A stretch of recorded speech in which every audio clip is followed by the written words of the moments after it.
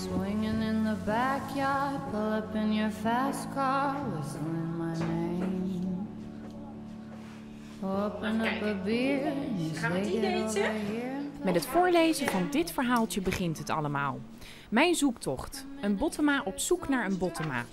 Tjeerd Bottema was een bekende illustrator en schilder. Bij het grote publiek bekend van het logo dat hij maakte voor de verzekeringsmaatschappij RVS. En hij was de geestelijk vader van onze aloude Zwiebertje. Niet alleen bij mij thuis, maar ook bij mijn vader staan heel wat boeken van Tjeerd in de kast. En vaak stel ik weer die vragen aan mijn vader. Wat was Tjeerd voor man? Wat voor werk maakte hij? En wat is hij nu precies van mij? Maar mijn vader kan de antwoorden niet geven, dus de hoogste tijd om ze te gaan zoeken. Dit is mijn zoektocht naar de Katwijkse kunstenaar Tjeerd Bottema. Ik besluit om eerst eens uit te zoeken hoe mijn familie nu precies in elkaar zit. Dit doe ik bij het Centraal Bureau voor Genealogie in Den Haag.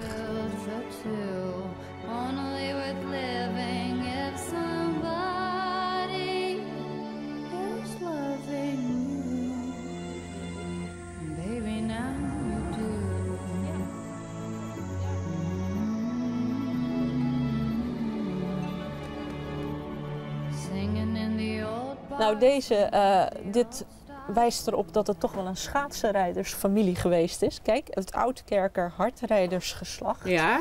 En het gaat over de familie Bottema. Dus we zijn wel schaatsers? Ja, blijkbaar. Oh. Ja. Nou, ik heb nog niet geschaatst deze winter. Er staan verhalen in van Elfstedentochten uit 1890 en alles. Kijk, deelnemernummers, prijszakjes uit de vorige eeuw. Oh. Ja. Ik heb hier de originele persoonskaart van Tjeerd Bottema. Het echte origineel mag ik niet laten zien vanwege privacybescherming. Ja. Een persoonskaart? Dat is een kaart van overleden inwoners van Nederland, overleden na 1938. Oké, dus En van iedereen is dan zo'n kaart opgemaakt. Ja. Hij was kunstschilder. Dan zie je hier de namen van zijn ouders, Johannes en Tjitske de Vries. Ja. Dit is zijn vrouw, Ja. Cornelia Alida Hillegonda van Amstel. En dit zijn de adressen waar hij gewoond heeft. Oké. Achterop staan dan de kinderen met hun geboortedata. Ze zijn geboren in Laren. Dus we weten in ieder geval, hij had een vrouw en 2 dochters, Hillegonda en Johanna. Ja, klopt. Ik heb hier een overzicht gemaakt. Dit ben jij. Ja. Dan gaan we naar je vader, je opa enzovoort. En dan komen we hieruit bij je gemeenschappelijke voorouder met Tjeerd Bottema. Als je het wil samenvatten, dan ben jij afkomstig uit de tak van het jongere broertje. Ja. En Tjeerd is afkomstig uit de tak van een oudere broer. En we stammen dus wel allebei af van de voorvader Johannes Sipkus Bottema. Klopt. Ja. En hoe noem je dan zoiets? Wat is hij dan voor mij? Ja, zeg gewoon dat het een verre achterneef van je is. Oké, dan ga ik even op oefenen. Ja. Dus een verre achterneef. 5 keer moet ik achterneef zeggen. Ja. De ontwerper van het RVS-logo is dus echt familie. Hierdoor word ik nog nieuwsgieriger naar zijn werk. Mijn volgende stop is het Katwijks Museum. Ik weet dat Tjeerd de laatste jaren van zijn leven in Katwijk heeft gewoond en veel van zijn kunstwerken zijn te zien in dit museum, in de Bottemazaal.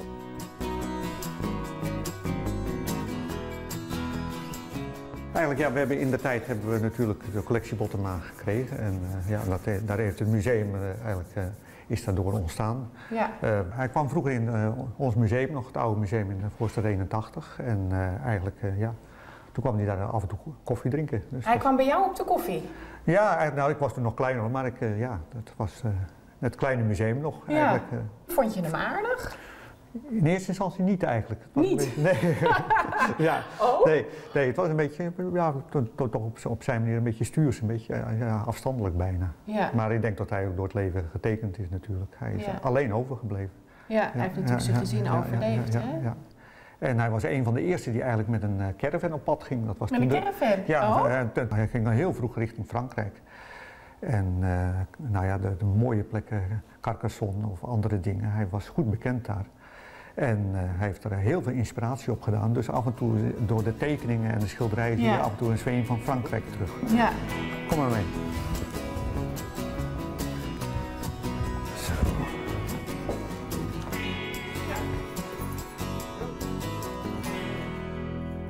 schilderijen-depot. Hier hebben we de rekken van Tjeerd Bottema en de familie. Het rammelt allemaal een beetje, om even voorzichtig draaien. Want...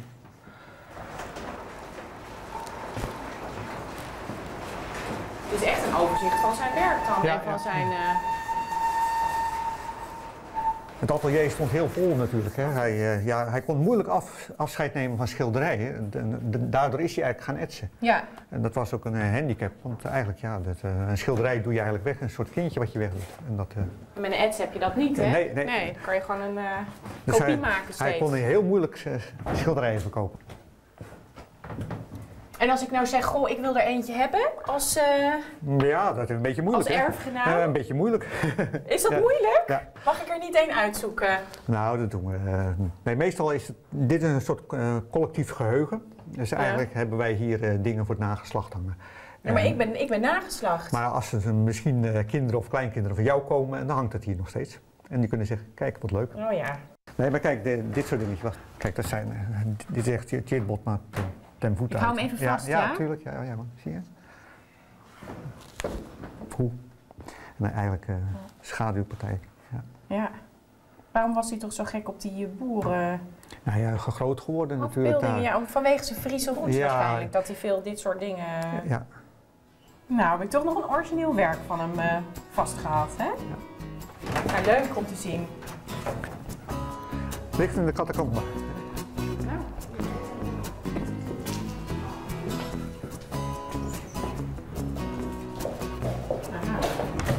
Weer een van de kleine depots. En ik heb hier alvast wat dingen opgezocht. En onder andere het grote palet. Oh ja. Zie je, dat past het. En dan heb je hier nog een doosje met de krijtjes. Eigenlijk, ja, dat is... Oh ja. Ik leg deze weer even neer, hoor. Tenminste. Zie je, en dat zijn allemaal van die kleurtjes. En dan ook nog een kleine voorstuur erbij. Kijk, dan staat een stuurwagen van een handje. Oh ja. Ja. Toch weer stukjes van Tjeerd allemaal bij elkaar, hè? Ja. Op naar Tjeerd's huis op de boulevard van Katwijk. Daar heeft hij vanaf 1948 de laatste 30 jaar van zijn leven gewoond. Dat zou het huis moeten zijn, de middelste etage. Alleen ik zie alleen maar een soort isolatiemateriaal. Alsof ze aan het verbouwen zijn. Dat klopt. En een buurvrouw kan beamen dat Tjeerd Bottema hier heeft gewoond. Wat weet u nog over Tjeerd Bottema? Ja, het was een schilder natuurlijk, hè? Ja. En hij heeft in dit huis gewoond, hè, hier beneden. Het hele pand was van hem in feite. En later heeft hij dus dit pand in 3 gedeeltes verkocht. Ja. Dus 2 gedeeltes. Hierboven heeft hij zelf gewoond. Ja. Heeft u hem ook persoonlijk gekend? Ja, ik heb hem wel vroeger gekend. Mijn ouders die hebben hier gewoond. En die hebben ook nog een poosje voor hem gezorgd. En ik weet nog goed hoe hij eruit zag. Ik had in feite geen band met hem. Nee. Mijn ouders hadden wel een band met hem. Dat wil zeggen, mijn moeder is als klein meisje, ja, jaren 15, 16, zo'n klein meisje natuurlijk, maar heel jong, heeft ze dus hier in huis gewerkt, bij de familie Bottema. Tjeerd woonde hier samen met zijn gezin. Zijn beide dochters en zijn vrouw overlijden kort na elkaar. Tjeerd blijft dus alleen achter. In zijn autobiografie schrijft Tjeerd: "Het heeft zo moeten zijn dat ik mijn hele gezin heb moeten overleven. Ik ben nu 92 jaar en de dood zal mij ook wel eens meevoeren. Maar ik weet dat de dood niet het einde is. Het is het begin van een nieuw leven."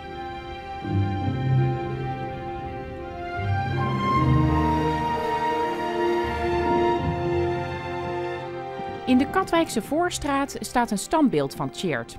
Geschonken door verzekeringsmaatschappij RVS als eerbetoon voor het logo dat hij maakte.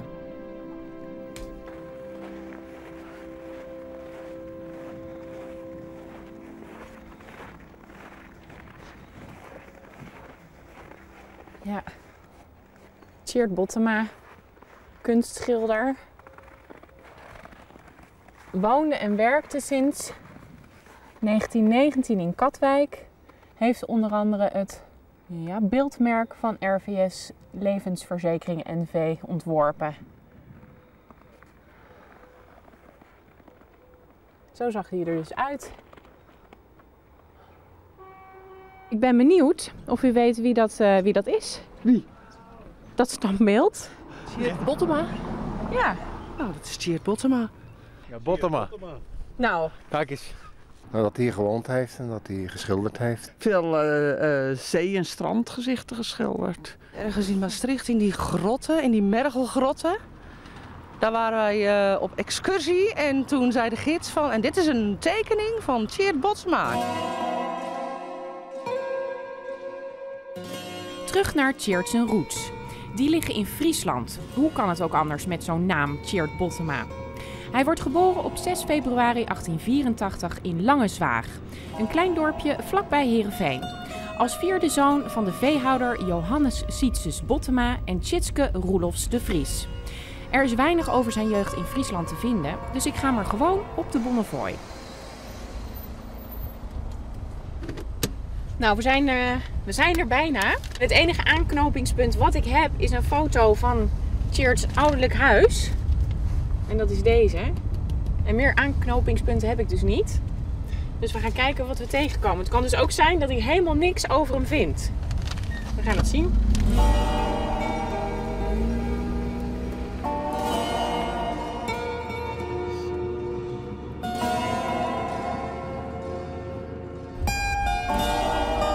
Hallo, mag ik wat vragen? Ik zoek informatie over de familie Bottema die hier vroeger heeft gewoond. Bottema? Ja? Niet bekend bij mij. Nee? Tjeerd Bottema ook niet? Nee, echt niet. In de plaatselijke basisschool vraag ik aan de hoofdonderwijzer of hij mij verder kan helpen. En hij heeft een boek over Langezwaag. Kijk. Ja, kijk. Nou, daar heb je hem. Hij staat gewoon in het boek over Langezwaag. Nou, dit is een spoor. Even kijken hoor.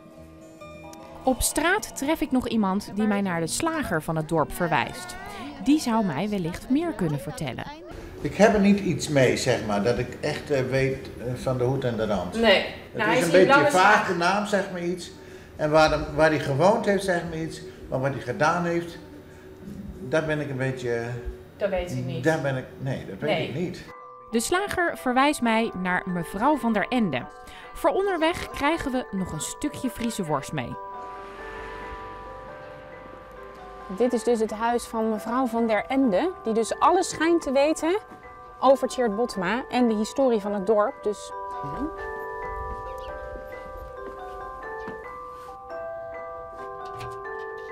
Hallo. Goedemiddag. Ben Tjerde Bottema.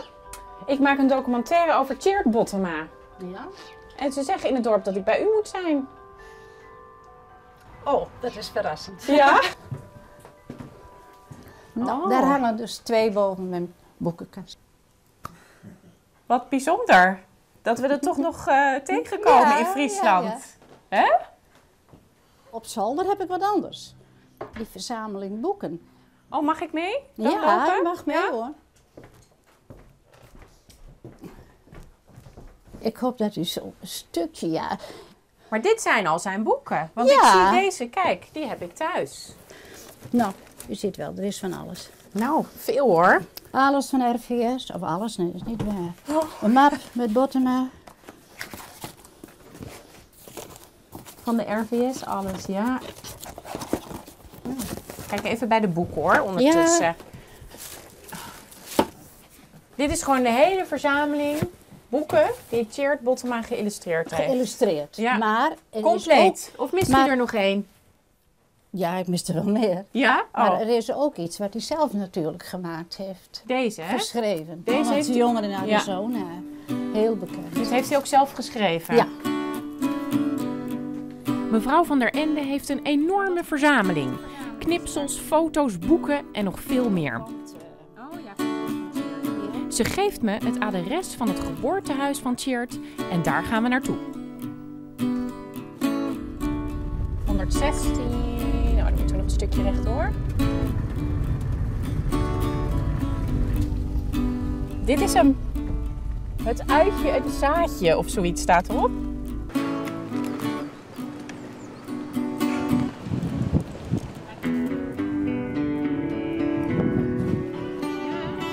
Hallo. Goedemiddag. Goedemiddag. Goedemiddag, ik kom even binnen. Mag altijd. Ja? Wij wonen hier sinds 2005 en het is op een gegeven moment, 1,5 jaar geleden, dat iemand tegen mij zei van, nou ja, wist je wel dat hij hier ooit gewoond had. En is er nog iets origineels in de boerderij terug te vinden? Een spoor van Tjeerd? Ik verwacht het niet, maar... Nee? We gaan toch even kijken. De huidige bewoner geeft me een rondleiding door het oude gedeelte van het huis. En daar staat nog een originele bedstee. Oh ja. Dus dit is misschien wel de slaapkamer geweest van Tjeerd. Wie zei? Ja, zijn bedstee, als het zo oud is. Wie weet, ja, dit is de oude, hele oude. Dit is de originele oude bedstee. Ja. Tjeerd verruilt Friesland voor Maastricht, om daar een opleiding te volgen tot onderwijzer. Daarna gaat hij zijn broer Tjerk achterna, die in Amsterdam woont en studeert. Tjerk bezorgt hem een baantje als plateelschilder bij een tegelfabriek. En daarnaast haalt Tjeerd zijn opleiding middelbaar tekenen. Na wat bijbaantjes als spotprenttekenaar, illustrator van kinderboeken en reclametekenaar, lukt het Tjeerd om toegelaten te worden tot de Rijksacademie in Amsterdam. Hij was gewoon een ijverige leerling, gemotiveerd. Hij had talent en dat is ook opgeschreven. Dit is het inschrijvingenboek van alle leerlingen. En al die jaren werd hij ijverig en talentvol genoemd. En hij heeft het ook heel goed van afgebracht. Het is ook leuk om te zien wat hij gemaakt heeft in die tijd. Bijvoorbeeld, dit is een modelstudie. En aan de ets kan je ook zien dat het door hem waanzinnig heel precies is uitgewerkt. En ook het gezicht van de vrouw heel mooi en heel goed naar het leven heeft verbeeld. Je ziet ook dat in zijn academietijd hij al belangstelling had voor het landschap. Later heeft hij enorm veel landschapstekeningen gemaakt, etsen gemaakt, maar ook geschilderd. Koeien heeft hij geschilderd. Dat begint eigenlijk al in de Rijksacademie. En dit zijn geëtste modelopdrachten. Nog een chique dame. Dit is een tekening van een dame en een heer. Ja, gewoon ergens op een bankje hier. Ja. Misschien in Amsterdam. Ja. In 1907 wint Tjeerd de Prix de Rome. Een prestigieuze prijs die de Rijksacademie tegenwoordig nog steeds uitreikt aan jonge kunstenaars. Tjeerd gaf zich dus op voor de Prix de Rome? Ja. Hoe verliep die wedstrijd vroeger? Eerst meldde je je aan, dan werd je uitgekozen en dan mocht je meedoen met de proefkamp. En daarna, als je geselecteerd werd, deed je mee met de eindkamp. In de loge stond... Je noemt dat loge, maar dat is eigenlijk een soort klein hokje, ateliertje waar hij zat. Ja, het is een heel klein atelier. Daar stond niet meer dan een schildersezel, dit kastje met een schets erin en een krukje. En als hij in zijn loge was, ging de deur op slot. En als hij honger had of dorst had, dan kreeg hij door deze deur, via de luikjes, kreeg hij zijn eten en drinken aangereikt. Een soort gevangenis eigenlijk. Ja, hier kan een bord met eten doorheen, hier kan een glas met melk doorheen, bij wijze van spreken. Waar, joh? Ja. En tot het schilderij af was. En dan werd het schilderij voorgelegd aan de jury. En binnen een paar weken moest de jury een keus maken tussen de verschillende kandidaten. In dit geval Tjeerd, Frans Hogewaard en Wim Haas. En Tjeerd won natuurlijk. En Tjeerd won, ja. Ik pak hem er even bij, want ik heb het boek natuurlijk mee van Tjeerd, zijn autobiografie. En dit is het winnende schilderij. Het origineel ligt in een depot in Rijswijk. Maar waarom vond de jury dit zo goed? Omdat hij vooral heel duidelijk zich had ingeleefd in het verhaal. En hij had zich ook heel goed verdiept in de stofuitdrukking van de kleding. Hij had zich goed verdiept in de huid en de uitstraling en de anatomie van de modellen. En het was het meest overtuigende schilderij van de 3 mannen. Ja. En die andere 2 mannen trouwens die niet wonnen, die waren het daar ook mee eens. Die vonden dit ook de beste? Frans die heeft nog tegen hem gezegd van ik weet zeker dat jij gaat winnen. Ja? Ja. Kent u deze dame? Kent u deze heer? En het hondje? Wacht eens. Natuurlijk, u hebt ze met hun 3 al dikwijls gezien. En wel op de bekende reclame van de levensverzekeringmaatschappij RVS. Van de Rijksacademie ga ik door naar de RVS. En uitgerekend dat ik met deze documentaire bezig ben, wordt het merk RVS opgeheven en ondergebracht bij Nationale Nederlanden. Tjeerd's meesterwerk van het mannetje en het vrouwtje onder de paraplu zal dus nooit meer gebruikt worden. Na ruim 100 jaar klapt de paraplu dicht en is het laatste stukje waaraan we Tjeerd herinneren weg. Ja, ik zal maar gelijk eerlijk zeggen, ik ben toch wel een beetje teleurgesteld. Want waarom doen jullie afstand van zo'n bekend goed logo van mijn Tjeerd? Ja. Fusies, hè? Dat is het grote wonderwoord natuurlijk. Want dit kent wel iedereen. Ja, iedereen, dat is waar, dat van is jong waar. tot oud. Ja, in 2005 is er nog een onderzoek geweest waaruit 95% naamsbekendheid was. En wat kreeg hij ervoor eigenlijk? Ja, 5 gulden per tekening. En hij had in eerste instantie 3 getekend. Dit is de eerste variant zo te zien. Maar op een gegeven moment werd het natuurlijk wel iets gemoderniseerd. Hè. Je ziet dat het vrouwtje wat slanker wordt. Oh, ze hebben hem echt ook veranderd, want dit is natuurlijk het origineel, inderdaad. Zij is hier flink wat dikker. Ja. De schoenen zijn dicht geworden. Hij heeft geen overschoenen meer aan. Oh ja, hier nog echt van die ouderwetse met van die flapjes. Ja, de paraplu is natuurlijk wat moderner geworden. Tjeerd was niet alleen goed in het maken van een logo, maar kon ook goed etsen. De 82-jarige kunstenaar Bas Haasnoot drukte wel eens een ets voor Tjeerd af. Kijk, dit vind ik de mooiste ets van. Dit is van België. En dat is in een dorp in België? Ja, in een dorp in België. Ja. En waarom vindt u deze zo mooi? Ja, hij doet het heel goed. Ik bedoel, grafisch doet hij het goed. Ja. Je hoeft hier geen kleur bij. Nee. Dat is, op zichzelf is het natuurlijk schitterend getekend. Dit is nog van het begin, want het is al van 75. Toen werkte ik nog bij die andere drukkerij en daar heb ik toen zelf dat ding nog gezet en afgedrukt. En dat was met een ets van hem erop. Tjeerd leverde dus dit soort platen aan u aan? Ja, precies. Ja. De eerste keer was het zo'n groot plaatje net als hier. En dit is dan de pers waarmee die gedrukt werd? De beroemde pers waar de Bottoma's op gedrukt werden. En dat ging dan zo. Etsen is een tijdrovend proces. Bas was wel een paar uur met een ets van Tjeerd bezig. Tjeerd was onder de indruk van het werk van Bas en wilde hem zijn persoonlijke drukker maken. Op een gegeven moment toen begon hij zegt, wil je niet die etsen allemaal voor mij blijven afdrukken, zolang je leeft. Ik maak een contract, zegt hij, dan moet jij voor mij die etsen afdrukken. Op een gegeven moment toen was het moment daar en ik denk, ik doe het niet. Want dan zit ik mijn hele leven aan etsen afdrukken, nou dat is een rotwerk. Ja. Dus ik denk bij mij, nee. En dus ik ging een beetje met lood in mijn been, ging ik naar hem toe. Ik zeg, meneer Bottema, spijt me wel, maar ik kan niet ingaan op uw verzoek. Nee. Nou, ik dacht dat hij van de stoel viel. Tegen het einde van mijn zoektocht wijst de RVS mij op Yvonne Kuls. De Haagse schrijfster heeft Tjeerd namelijk gekend. Ik heb hem heel lang schriftelijk gekend. Wij voerden een correspondentie. En pas in zijn nadagen, in zijn laatste jaar voor hij stierf, heb ik hem opgezocht. Ja, en op zijn verzoek. Ja. En hoe was dat contact eerst tussen jullie? Want dat ging per brief. Dat ging per brief. En eerst, daar heb je weer een brief van die man. Ik had een column in het toenmalige Vaderland. En dat was een krant waar heel veel aandacht werd besteed aan kunst. En dat hield hij bij. En zo had ik die column en die was op zaterdag. En het hele weekend gebruikte hij om die column door te nemen en om commentaar op te geven. En dan kreeg ik, iedere maandag kreeg ik een brief in de bus als reactie op mijn column. Dat is natuurlijk geweldig. Ja, elke maandag. Ja, jaren heeft dat geduurd.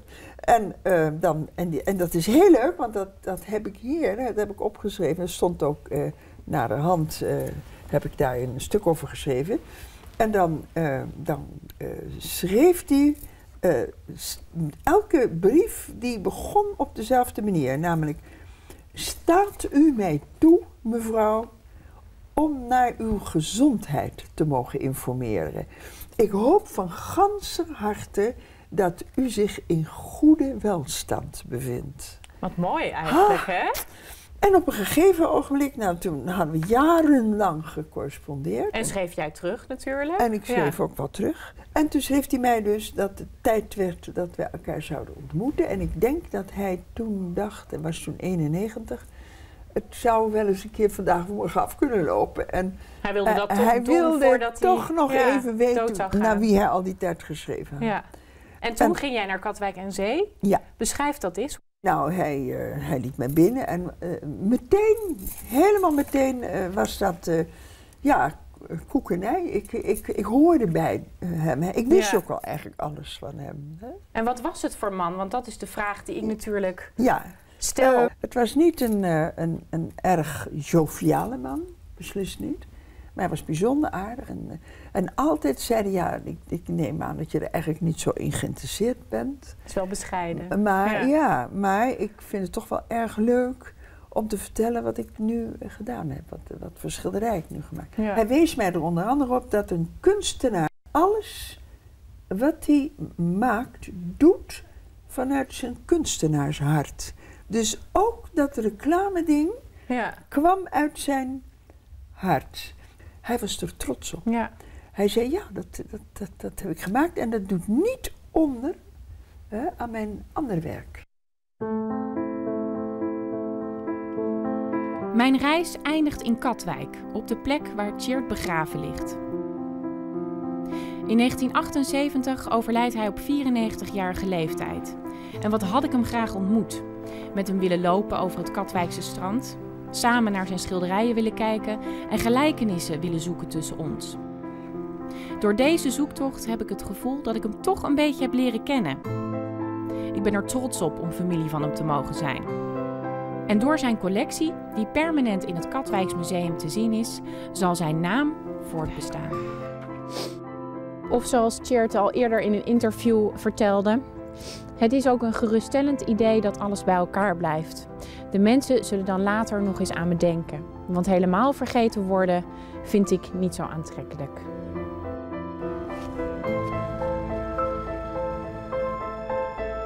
En door deze documentaire word je zeker niet vergeten.